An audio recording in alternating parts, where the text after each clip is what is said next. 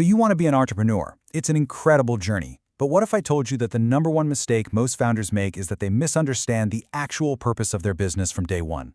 Well, in this explainer, we're going to break down that exact mistake and give you a clear roadmap from finding a real-world problem all the way to building a profitable company. All right, let's just dive right in, because getting this part right, it's everything. It is absolutely critical for your success. We're going to tackle the biggest, most common idea that trips up so many new founders before they even get started. So I want you to really think about this for a second. When you're starting a business, you've got a million things coming at you. Funding, building the product, hiring. With all that chaos, what do you think is the single biggest mistake in how people think about their business? And there it is. The #1 mistake is thinking the whole point of a business is to make money. I know. That sounds completely backward, right? I mean, isn't profit the entire point? Well, no, not exactly. Profit is the result, but it's not the core purpose. This changes everything. See, the real purpose of a business is to create and keep customers happy. Think about it this way. Profit isn't the goal, it's the scorecard. It's just the way we measure how well you're achieving that real purpose. If you only focus on the money, you completely miss the one thing that actually generates it: a satisfied customer. So, okay, if the goal is to satisfy customers, how in the world do you do that? Well, you start by finding their pain. And to see how this works, let's look at a real-world example of two entrepreneurs who understood this perfectly. Let me introduce you to Catherine, a marathon runner, and Jaxie, a fitness instructor. Now, they weren't sitting around trying to cook up a business idea. No, they were living a problem. Every single time they changed out of their sneakers into regular shoes, they got these awful, painful foot blisters. And they were just done with it. And this is exactly what we call market pain. It's that nagging frustration, that problem that the current solutions just don't solve very well. For Catherine and Jaxie, those flimsy little bandages and messy lotions, they just weren't cutting it. They had this gut feeling that there had to be a better way, and they bet they weren't the only ones feeling this pain.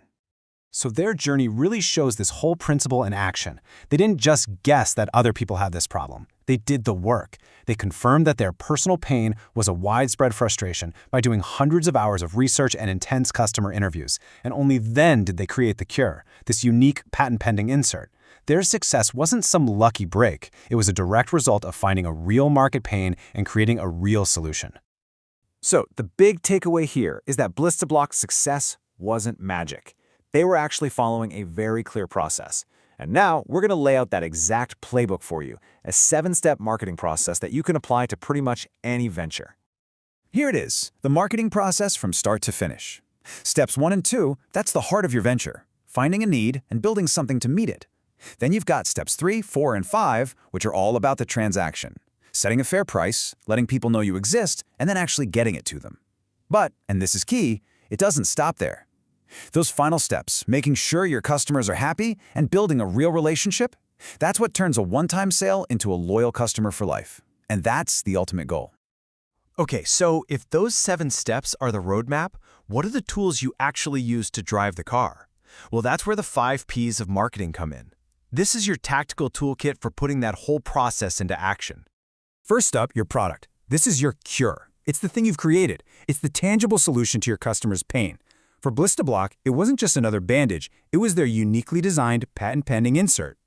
Next, you've got price. Now, this is way more than just a number. It's the value exchange. You're really asking, what is someone willing to pay to make this specific pain go away? It has to feel like a fair trade for the relief they're getting. Third is promotion. Because, let's be honest, a brilliant cure is totally useless if nobody knows it exists. This is how you tell the people who need it most about your solution, whether that's through social media, targeted ads, or maybe getting featured in running magazines. Fourth is place, and this is all about access.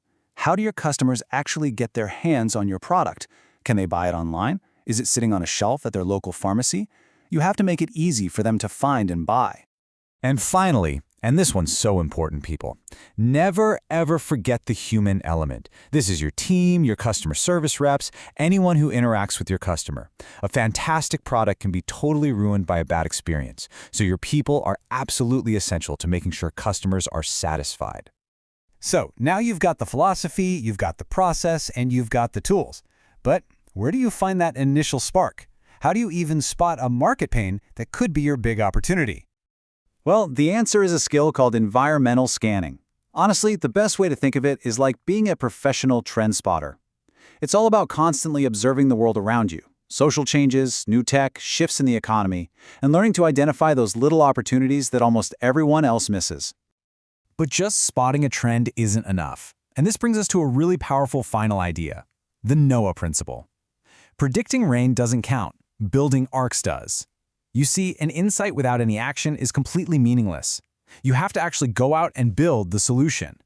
So now you have the framework. You know the real goal isn't just to chase money, but to solve a genuine problem for people.